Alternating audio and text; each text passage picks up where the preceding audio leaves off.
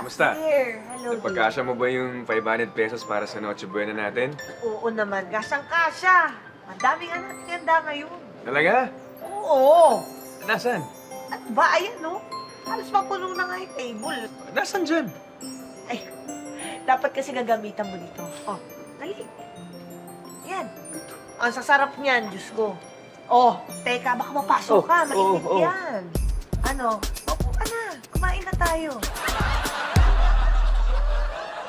Dear, Kumain.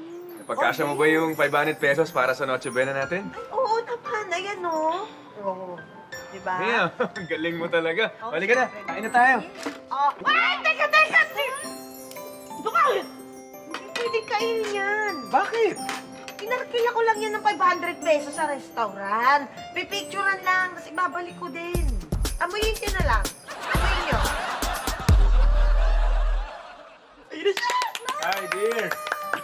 Dear, ano, napagkasya mo ba yung 500 pesos na pang Noche Buena natin? Oo. Oo, pero simple lang yung nabili ko.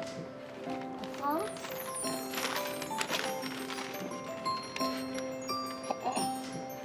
Walang ham? Eh, di ba sabi ni Secretary, pwede daw makabili ng ham? Ham? Oo. Ham? Hambalusin ko kaya siya.